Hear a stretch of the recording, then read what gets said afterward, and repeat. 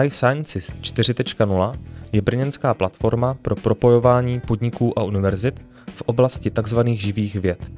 Umožňuje setkávání a kooperaci odborníků ve firmách i ve výzkumu. Cílem je podporovat tak místní podnikatelské prostředí, ale i popularizovat tato témata. Spolek funguje pod záštitou Regionální hospodářské komory Brno a v rámci projektu Life Sciences 4.0, který na rok 2023 dotačně podpořilo město Brno, se uskutečňuje i tento podcast.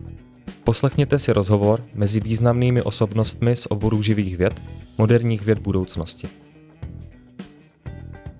Vítám vás u nového podcastu Life Sciences 4.0, ve kterém se tentokrát zaměříme na téma cirkulární ekonomiky a zelené tranzice. Jak tato témata postupně pronikají do širšího povědomí jak velkých firem, tak malých a středních podniků, stává se stále zřejmějším, že otázky udržitelnosti a odpovědnosti ve využívání zdrojů jsou těmi klíčovými současné doby. Přesto je však spousta firem, které tápají a nevědí si s tím rady, a nevědí, jak naložit s těmito tématy a jak se přizpůsobit regulacím a legislativním změnám v této oblasti. Proto je mi velkou ctí představit našeho dnešního hosta, paní Lenku Minářovou. Dobrý den. Dobrý den. Paní Minářová je hlavním expertem TAČRu a MPO pro cirkulární audit. V oblasti cirkulární ekonomiky a udržitelnosti se pohybuje už 14 let. Vede také řadu vědeckých a inovačních projektů v Evropské unii, včetně programu Horizon 2020, Eurostars a ELIT. V neposlední řadě je také klíčovou postavou v legislativních procesech v rámci Green Dealu. Paní Minářová, já začnu naprosto základní otázkou, kterou vám určitě pokládá každý na začátku, a to je, co si vůbec můžeme vše představit pod pojmem cirkulární ekonomika a jak ovlivňuje nejen velké, ale i malé a střední podniky. Tak pojem cirkulární ekonomika vlastně znamená, že my děláme všechno pro to, abychom materiály a to, co používáme, udrželi co nejdéle v oběhu. To znamená, chceme úplně opustit takový ten model, kdy převažuje jednorázová spotřeba, prostě něco použijeme, třeba zabalíme i nějaký produkt, který posíláme někam jinam a vlastně v okamžiku, kdy to splní ten účel, tak to prostě vyhodíme. Zpravidla bez recyklace. Tohle je bohužel náš dnešní model. To znamená, my jako lidstvo neuvěřitelným způsobem plýtváme a protože jsme vyčerpali všechny možnosti, už vlastně dneska odborníci spočítali, že bychom potřebovali 3 planety Země, tak vlastně máme poslední možnosti, jak tuto situaci změnit. A tím, co by to mělo změnit, je právě koncept cirkulární ekonomiky. A kde můžou firmy vůbec začít? Jakým způsobem se můžou na toto připravit? Kde je ten první krok? Tak já bych řekla, že asi úplně největším problémem je pochopit, jak zásadní změna to je. Já bych to přirovnala k tomu, že jsme postavili dům, začali jsme ho stavět před 30 lety, před 25 lety jsme ho skolaudovali, vůbec jsme neřešili fotovoltaiku, vůbec jsme neřešili prostě nějaké energetické úspory, hlavně ať to vypadá hezky a stojí to co nejméně peněz.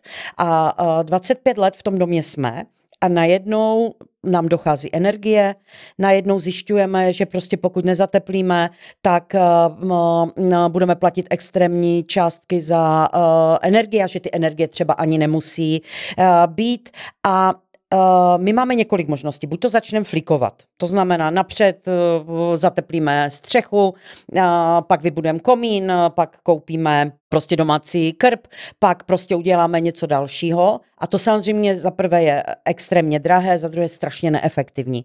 A nebo si řekneme, že ten dům prostě přestavíme tak, aby vlastně splňoval tomu, jak to dneska vidíme, to, co je v té realitě. A to je přesně cirkulární ekonomika.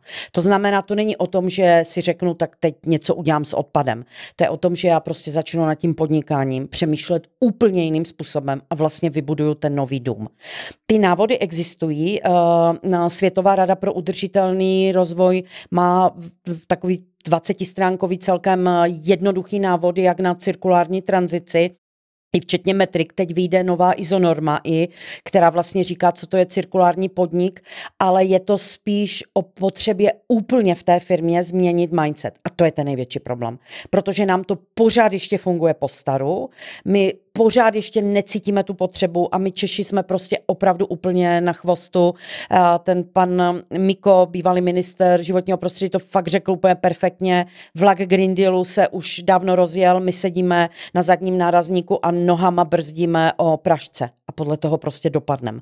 Takže vlastně to já vidím jako úplně největší problém, že tím, že cirkulární ekonomika je v České republice úplnou popelkou, tak vlastně nám uniká ten celkový koncept a uniká nám ta potřeba prostě ten dům opravdu úplně přestavět a od základu. Jste zmínila, že je potřeba celý nový dům, tím pádem náklady na přestavbu celého domu jsou určitě vysoké. Jaký je ten nákladový efekt při přechodu k cirkulární ekonomice? Dokážete nějakým způsobem odhadnout, jak vlastně to potom vychází finančně pro ty firmy? Určitě to bude nákladný proces, to víme všichni, ale jak ty firmy motivovat, že opravdu to má smysl, ne látat střechu, přidávat komín, ale opravdu dělat celou tu přestavbu? Tady bohužel jde, nebo bohudík, jde o přežití těch firm. Tady prostě protože to je globální trend, my tady pořád říkáme, Evropa se střílí do nohy a podobné nesmysly. Celý svět čelí klimatické krizi a ona je čím dál tím horší. To znamená, dneska už opravdu nikdo nemůže říct, že tady žádná klimatická krize není, tak jak nám to tady říkal dlouhá léta pan profesor Klaus a vlastně je to jedna z příčin, proč jsme v tom stavu, v kterém jsme. Celý svět přebudovává dodavatelské řetězce. Vidíme to v USA, vidíme to prostě naprosto všude, protože COVID ukázal, že globální dodavatelské řetězce jsou pro dobré časy, ale ve špatných časech naprosto nefungují. To znamená, my všechny státy hledají způsob, jak všechny klíčové technologie mít na svých teritoriích, Evropa v EU, USA v USA, maximálně možná třeba v Mexiku a oni už ty dodavatelské řetězce chtějí po novém. To znamená dodavatelské řetězce udržitelné. Nechtějí tam dodavatele, kteří jim budou zatěžovat jejich scope 3, jejich life cycle assessmenty, jejich sustainability reporty prostě negativními čísly. Takže bohužel my jsme to období, kdy jsme mohli motivovat a přesvědčovat, vlastně promeškali a dneska jsme opravdu v situaci, kdy si každý majitel firmy nebo prostě její statutární zástupce musí položit otázku, jestli chce na tom trhu být za několik let a pokud ano, tak on nemá možnost volby, než začít stavět nový dům. Spousta majitelů firm si ale myslí, že se tomu nějakým způsobem vyhnou, že to obejdou, ale vy jste vlastně jednou zmiňovala na konferenci, že už je to přímo v platnosti, takže znamená, ano, že už není cesty zpět a opravdu ten vlak už se rozjel a nějakým způsobem my už do něj potřebujeme jenom nastoupit.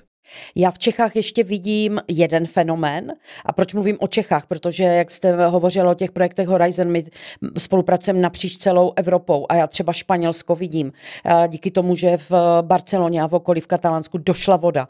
Prostě tam je tolik zásadních environmentálních problémů, že ta země v průběhu několika let, kdybych to měla nějak nadneseně říct, opravdu zezelenala. Tam už nikdo nediskutuje o tom, co u nás, protože tam prostě není žádná jiná alternativa. Ale my Češi, my jsme opravdu v mistři v tom, že my jako první hledáme cestu za prvé, jak to obejít, lidově řečeno občurat, udělat to, co nejlevněji a poflikovat. Jenomže to je velmi prostě krátkozraké, protože k čemu to povede? K ničemu. Ten výsledek nebude žádný. To znamená, ano, tady prostě já vidím jako klíčové opravdu vybudovat povědomí o tom, že ta nejdůležitější legislativa, to je to udržitelné účetnictví, ten sustainability reporting je prostě v platnosti. Jinak to nebude a hledat opravdová řešení pro tu budoucnost. Já vím, že to je prostě nesmírně obtížné, ale zase v tom není žádná raketová věda. Co se týče těch nákladů, bohužel celý svět dneska funguje na bázi materiálů, v kterých jsou zahrnuty jenom prosté výrobní náklady. Tam nejsou žádné externality. Proto taky máme třeba syntetické plasty tak levné a jakýkoliv recyklát je 2 až 3krát dražší. Takže ta nerovnováha momentálně je stále extrémně velká, proto vlastně i ty donucovací nástroje. Nicméně vždycky se dají hledat řešení, aby ty náklady byly co nejnižší, ale ten základ je vykročit, říct si, co chci, vyslat ten signál dovnitř firmy a pak hledat ta řešení. Já můžu dát příklad a často ho uvádím z kosmetiky. Vlastně dneska jsme zvyklí na já nevím, šampony, mydla v tekuté podobě s těmi plniči. Je to strašně pohodlné. Ale to nové řešení není lepší receptura nebo prostě plnič z recyklátu. To je water-free kosmetika, tablety. Malá 2gramová tabletka, která prostě nahradí to mýdlo, my rozpustíme v rukou a nemusíme přepravovat vodu, ušetříme za obaly a najednou zjistíte, že to řešení je mnohem levnější, ale to musí někdo vymyslet. To musí vymyslet ty lidé v té firmě a musí vědět, že to je opravdu o budování nové budoucnosti toho nového domu. Když jste zmínila vlastně co nejefektivněji to využít, ty ceny, existují nějaké finanční nebo grantové podpory v rámci vlastně cirkulární ekonomiky? Existují a budou připraveny nové, to je právě ten projekt, který jste zmiňovala, cirkulární audit.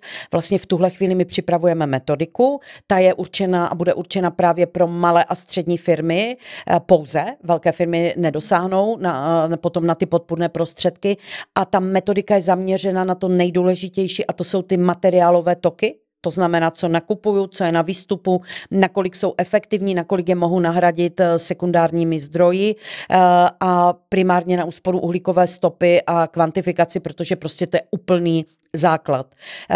Letos v létě, v listopadu bude celá ta metodika ukončena a cirkulární audit bude uveden v život s tím, že už jsou připravovány mikrocertifikace pro cirkulární auditory a vlastně potom na realizaci cirkulárního auditu budou dotační prostředky v programu poradenství a cirkulární audit pak bude nezbytnou podmínkou pro žádost do výzev oběhového hospodářství Ministerstva průmyslu a obchodu.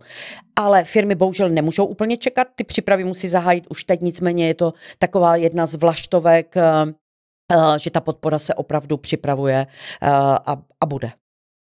Když už mluvíme o tom, že musí začít teď, neznamená to, že musí začít jenom vedení, ale musí se zapojit aktivně i zaměstnanci těch firem. Máte nějakou radu, jak můžeme zaměstnance začlenit do toho procesu cirkulární ekonomiky, jak je motivovat, jakým způsobem jim ukázat, že opravdu to, co dělají, má smysl? Tak, mluvím úplně z praxe, protože to řeším ve firmách. V prvé řadě musí vedení opravdu chtít.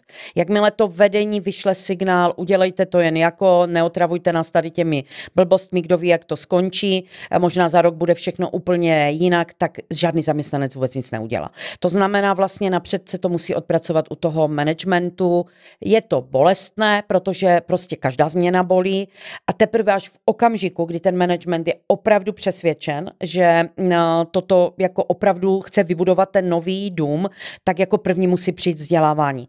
Vy prostě nemůžete přijít za zaměstnanci a říct jim, tak teď tady máme a ještě na ně vychrlit 10 směrnic, všechny mají nějaké zkratky, oni o nich v životě neslyšeli.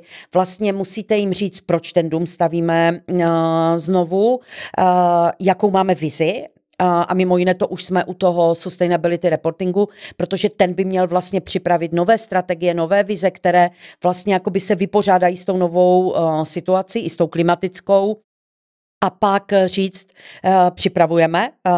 připravujeme projekty, vysvětlit, jaké přibližně projekty to budou a pak se pokusit opravdu v maximální možné míře ty zaměstnance motivovat. Já z těch praktických zkušeností, jakmile ti lidé jakoby pochopí, proč se to dělá, ale i pochopí, že není jiná cesta a on to téměř každý chápe, protože ta klimatická změna, letošní únor se nás dotýká všechny v řadě firem, třeba v letních měsících už dochází voda, takže ono jako je to kolem nás, tak se ti lidé velmi rádi zapojí a jsou schopni vymyslet neuvěřitelné věci. Ale jakmile cítí, že to je naprostá formalita typu nutné zlo, nějací blázni v Bruselu nás tady otravujou blbostma, neudělá nikdo vůbec nic. Takže je to opravdu o mindsetu a o přístupu majitelů a vrcholového vedení a o jejich opravdovosti, protože ti lidé to cítí. A to je ten největší problém.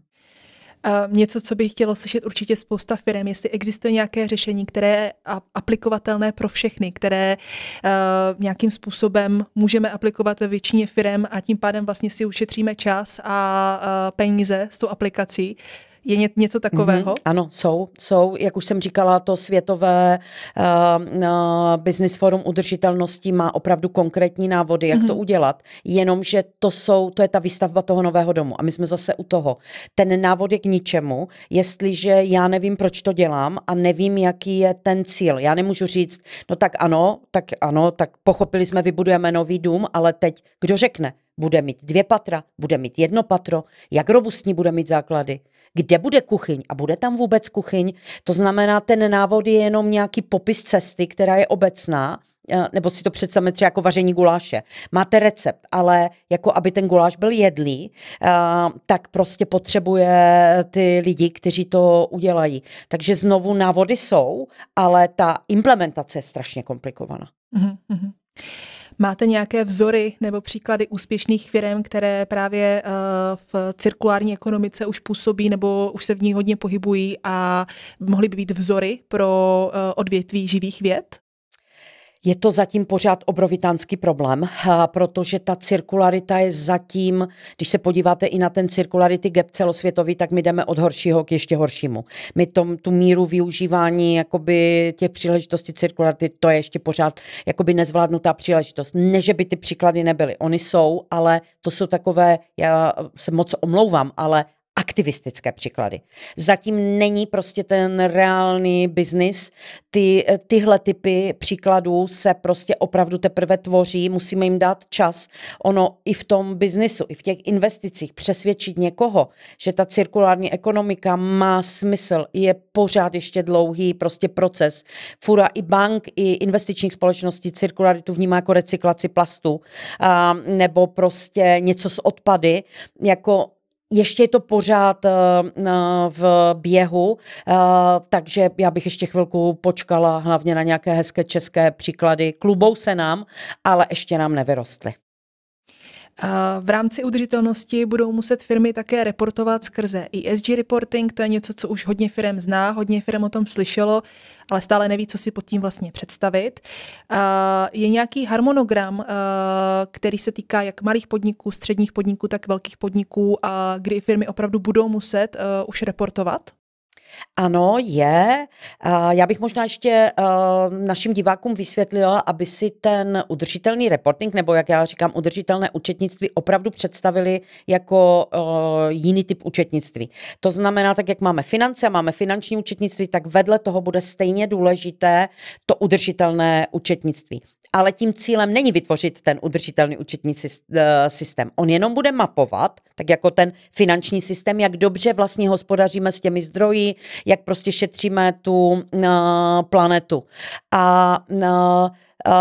Základem toho udržitelného systému bude opět to, co jsem říkala, ta strategie. Ta vize, on se sám jakoby nevybuduje. Ta data přijdou až tehdy, když my budeme vlastně vědět, co přesně chceme a na to nastavíme to účetnictví, která bude zpětná vazba, tak jak máme business plán, tak prostě budeme mít plán v té udržitelnosti a každý rok budeme vyhodnocovat, splnili jsme ty cíle, nesplnili, co budeme dělat jinak. Bude to opravdu živý organismus. Ten jízdní řád je schválený, to znamená v tuto chvíli v České republice pod udržitelné účetnictví spadá přibližně 1600 firem, ale včetně všech jejich dodavatelů. To znamená, neříkejme si, máme jako malá střední firma čas, protože ještě budeme mít 2 roky, než tam pod to jakoby spadneme, protože ty velké firmy první, co udělají, je to, že budou potřebovat data z dodavatelského řetězce. To znamená od malých a středních firm. A ty velké firmy se obávají, aby vůbec měli dodavatele. Protože oni opravdu nemohou dlouhodobě mít ve svém portfoliu dodavatele, kteří neví, co to je udržitelné účetnictví, kteří neví, jaké metriky se po nich chtějí. To znamená, opravdu představme si to jako něco, co už nám jako prostě plyn třeba nebo nějaká pára, která už nám prostě tím systémem, celým tím ekosystémem prostupuje. A my známe časový jízdní řád, byly zveřejněny už ty účetní standardy, ty byly zveřejněny už loni v létě, takže prostě víme, které metriky tam budou, na co se začít připravovat a to je velký rozdíl oproti tomu, jak znáte ESG reporting ještě z loňského roku. On byl dobrovolný. A vlastně to bylo hezké PDF-ko, kde si každý mohl napsat, co chtěl. Nyní je to opravdu systém, který se bude každý rok vyhodnocovat, v případě velkých firm i auditovat. A pořád se dotváří ty další návody, takže třeba minulý týden byly zveřejněny jakoby doplňující metodické standardy pro velké firmy a zrovna teď probíhají konzultace EFRAG k dobrovolnému reportingu malých a středních firm a já určitě oslovím i platformu Life Science, abyste se do toho zapojili, především ty malé a střední firmy. Za prvé je dobré o tom vědět, ale za druhé je dobré i popsat ten názor a poslat ho do toho Bruselu. Prostě být aktivní, protože my jsme reaktivní, my jenom čekáme a vlastně legislativu začneme řešit, až je zveřejněna a to už je zoufalé pozdě. Takže i tohle vlastně my musíme změnit a nečekat jenom na jízdní řád, ale jakmile prostě je první příležitost se s tím seznámit, říct svůj názor, tak to okamžitě využít. A ono je to vlastně takové mentální cvičení, protože v tom okamžiku, kdy začnete o tom přemýšlet, když je to ještě ve fázi návrhu, tak v tom okamžiku se už začínáte připravovat. Takže vy jste zmínila, my jsme právě psali za naší firmu ESG Report už minulý rok a měli jsme problém, že vlastně neexistovala žádná šablona, podle které bychom trošičku mohli opisovat. Takže říkáte, že vlastně ta šablona už vzniká a bude k dispozici. Už teď se můžete řídit těmi velkými standardy pro ty velké firmy. Nenechte se odradit, že je to mnohasetstránkový dokument.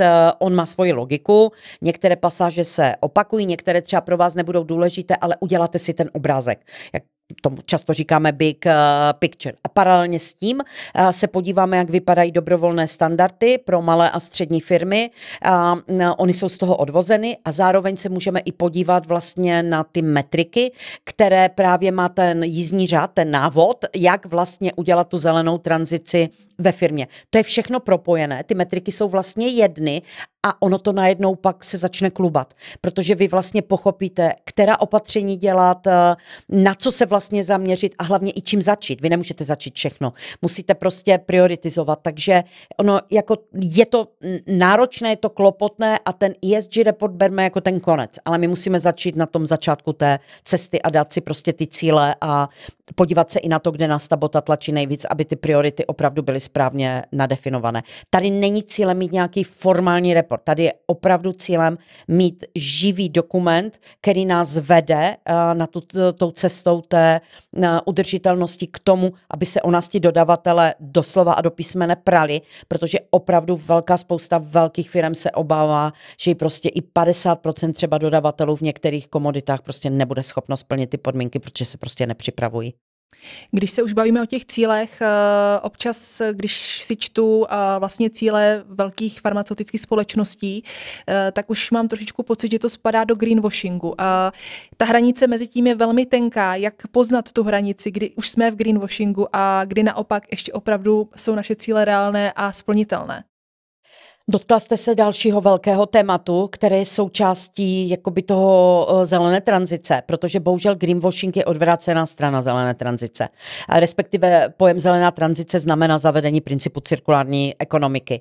A ten greenwashing je všude přítomný. Teď, jak jsem jela na natáčení, tak byla nějaká lékárna, myslím gigalékárna, která lákala k nákupu a řekla, a za každý nákup zasadíme strom. No tak to je greenwashing. Protože to, že zasadím strom, vůbec neznamená, že bude mít nějaký význam. Greenwashing má svoji vlastní legislativní úpravu a kdybych to měla úplně zjednodušit, my na všechna naše tvrzení musíme mít důkazy třetích stran. To znamená, když nějaká farmaceutická firma řekne, že do roku 2030 bude klimaticky neutrální, tak by měla mít takzvané science-based targets. To je třeba anglická databáze, která jako opravdu, když tam dáte nějaký cíl a dáte jakoby svoji představu, jak k tomu cíli můžete dojít, tak vám prostě zhodnotí, co je úplný nesmysl, co je nereálné a co je reálné. A takových sofistikovaných přístupů vlastně přibývá. To znamená, ta vize a ta strategie není o tom, že sedne vrcholové vedení, podívá se z okna a teď, aby to hezky vypadalo, tak to tam dáme, ale je už vlastně o nějakém vědeckém přístupu. To znamená, já když si dám nějaký cíl, tak já už přesně musím vědět, jak k němu vlastně jakoby dojdu. Jak dlouho mi to bude trvat, protože on se mi pak propíše do těch reportů a já budu muset každý rok vlastně zdůvodňovat, co jsem naplnil, co se mi povedlo nebo co se mi nepovedlo. Takže vědecké důkazy, vědecký přístup a žádné skvělé plány bez reálného ukotvení. Ještě se dotknu jednoho tématu a to, že teď se nám vyroluje opravdu spousta firem na ESG reporty, spousta ESG manažerů. Chápeme asi, že ne všechny jsou relevantní. Jak poznat ty správné, které by nám s ESG reportem mohly pomoci jako ve firmě? Udržitelnost jako taková je založena na vědeckém poznání. A vlastně vy neuděláte žádné řešení uvnitř té firmy, pokud opravdu nebude expertní. To prostě fakt není o těch proklamacích a o jako grafické podobě těch reportů. Takže vždycky se zeptejte té poradenské firmy, jaké má k dispozici experty. Protože vy jste zástupce farmacie. Farmacie má svoji speciální regulaci, má i výjimku se zákon z Packaging and Packaging Waste Regulation na primární obaly na 5 let. Je tam prostě řada dalších prvků a já se vždycky prostě obávám těch obecných poradců, protože sama konzultuji a už jenom třeba, co jsem řešila minulý týden, biopolypropylen nebo fosilní polypropylen. A jaké to bude mít dopady do environmentální stopy? Life cycle assessmenty jsou k dispozici nebo nejsou? Protože na první pohled to vypadá, že biopolypropylen spasí svět. Ale když se potom podíváte, že je vyroben z jídla, že to jídlo se pěstuje na vykácených deštných pralesích, spotřebovala se obrovská spousta vody, herbicidů, pesticidů, geneticky modifikovaných jakoby surovin, jako prostě a tohle vám neřekne žádný poradce, na to opravdu musíte mít experta. Takže podle toho vlastně, co vám v té strategii vyjde jako pro vaši firmu úplně to nejdůležitější, tak vlastně podle toho bych hledala buď samostatně experty, kteří se pak zapojí do tvorby toho v ESG reportu, anebo agentury, které prostě mají ty experty k dispozici. Cirkulární ekonomika je multioborová a opravdu není jeden člověk, který by to byl schopen zvládnout, ani jedna poradenská firma. Takže jako je fakt třeba mít na paměti, kdybych měla říct, jaká bude, kolik procent budou hrát roli experti, kteří jako opravdu jsou experti třeba na ten packaging, na ty obaly a kolik budou hrát roli ti, kteří znají tu legislativu, tak 80% budou hrát roli experti. Protože jinak budete mít prostě greenwashingová třeba řešení. V dobrý víře, ono to všechno vypadá perfektně, budete k tomu mít i certifikáty a dopadnete jako rohlík, který vzal biorozložitelnou tašku, udělal kampaň Příroda mě žere a dostal anticenu, protože přestože ta taška měla ty certifikáty, tak bohužel oni vůbec neodpovídali současnému poznání a žádné kompostovatelné tašky, které by sežrala příroda, neexistují. Jsou to jenom zdroje mikroplastu. Takže je to velmi komplexní, je to nesmírně obtížné, ale já teda osobně, kdybych byla na vašem místě, tak začnu těmi experty. A když si teda ty cíle už nastavíme a nesplníme je, co se stane? Jaký je ten kontrolní mechanismus Evropské unie? Je už něco, co víme, když nesplníme nějaký cíl, že se stane? Jak to ta Evropská unie nebo celkově jak to bude kontrolovat? Je to stejné jako v biznisu a ve financích, to znamená, vždycky musíme vysvětlit, co se vlastně stalo. A nemělo by se stávat to, že cíl byl prostě špatně stanoven, že třeba jsme měli špatná data nebo něco podobného, ale tím, jak je ta doba extrémně prostě turbulentní, tak se klidně může stát, že prostě ECHA zakáže nějakou chemickou substanci a třeba to unikne. A vy najednou nebudete moct splnit prostě třeba svůj záměr, protože prostě došlo ke změně v legislativě. Může dojít zase k nějakému otřesu, k změně makroprostředí. Může prostě přijít do Brna tornádo. To znamená, ta legislativa není rigidní. To není, že jako neexistuje žádné jiné řešení, ale ona naopak ty firmy vede, přemýšlejte. Prostě přemýšlejte, co všechno se vám může stát. Zase jeden příklad. My, když jsme před 6 lety chystali jeden projekt, tak za mnou přišli kolegové z Povodí Odry a řekli, a ověřili jste si, budete mít vodu?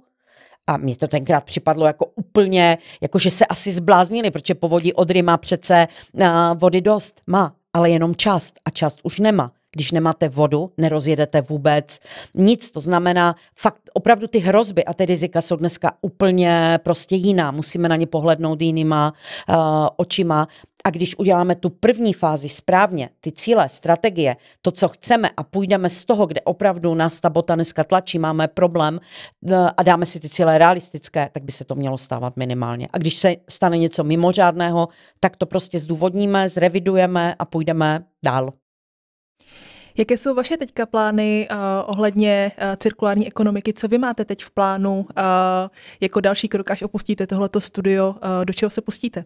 Tak, i hned jdu vést pracovní skupinu oběhového hospodářství, kde jsem se stala novou koordinátorkou právě v České radě pro udržitelnost, protože vidím jako absolutně nezbytné dát hlavy dohromady, začít prostě spolupracovat, nakopnout to doslova a do písmene dát tomu novou energii, novou tvář, protože my opravdu promrháváme jednu příležitost vedle druhé. A od 3 hodin jdu přednášet na JIC, kde vlastně budu mít keynote speech právě ohledně legislativy, protože já pořád vysvětluju, že vlastně my jsme v tak paradoxní situaci, že poptávku nebude přechodně vytvářet trh, ale legislativa, protože co nesplní legislativní požadavky na tom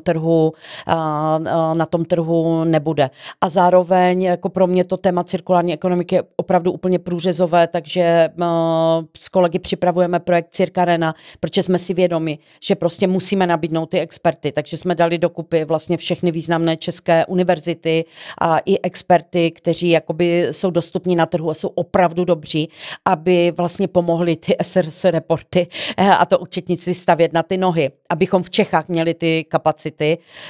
No a pak samozřejmě cirkulární audit, aby co nejlépe dopadl legislativní vyhledávač, abychom dokázali najít tu správnou legislativu, protože opravdu touto začíná a končí, takže já s cirkulární ekonomikou opravdu plně žiju. A budu moc ráda, když v co nejbližším čase i vám a platformě Life Science budeme moc nabídnout konkrétní věci.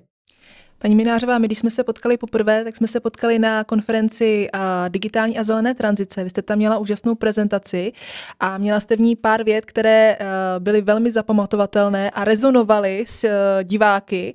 A jedna z nich byla, že přežití není povinné. A co byste takhle na závěr doporučila našim posluchačům, aby přežili, aby naskočili na tu vlnu těch regulací a aby opravdu ty podniky mohly dál fungovat? A musíme začít u sebe. Takže já bych každému doporučila, ano, myslete si, že v Bruselu jsou blázni, to není podstatné úplně, co si v tuhle chvíli myslíte, ale podívejte se na vaši domácnost. Podívejte se do košu, podívejte se, kolik je tam jednorázových plastů, kolik vynášíte každý týden tříděného sběru a zamyslete se nad tím, jestli toto je do budoucna možné. Podívejte se na předpověď počasí každý den, co se vlastně v tom světě děje. My máme opravdu poslední čas a to není, já nejsem Greta, já nejsem žádný aktivista, i když Greta rozpohybovala obrovskou spoustu věcí, my prostě už musíme přestat marnit čas. Každá sekunda, kterou budete věnovat bědování nad nesmysly z Bruselu a podobně, jenom ztracený čas, věnujte každou tu sekundu do budoucna tomu, jak to budeme dělat jinak a lépe. A věřte tomu, že opravdu žádná jiná cesta není. Když teďka nastoupíme na tu vlnu, když půjdeme na ten surf a půjdeme prostě teď na tu vlnu, tak ještě stále nás to nespláchne, ještě máme šanci. Ne, v žádném případě. Jestli opravdu to zvládnete, tak ten březen, duben, jako přesvědčit ten management a začít, tak v žádném případě. Ne, naopak, teď právě všechny ty dokumenty jsou jakoby doschvalovány, takže prostě nejvyšší čas opravdu okamžitě začít, ale už nestrácet žádný další do budoucna. Paní Minářová, moc děkuji za dnešní rozhovor. Myslím si, že bychom mohli mluvit do nekonečna o tomto tématu, ale máme tady omezený čas. A já doufám, že i našim posluchačům se to líbilo a že tato plodná diskuze jim přinesla nové poznatky a nějakým způsobem je motivovala k další akci. A určitě budeme rádi, když se nám nějakým způsobem ozvete a budete mít otázky, které budeme moci zodpovědět. Já vám tedy děkuji za to, že jste přijal pozvání a děkuji taky našim posluchačům, že to s námi vydrželi až do konce, že se snad i něco dozvěděli a budeme se s vámi těšit na další podcast. Naslyšenou. Také děkuju, naslyšenou.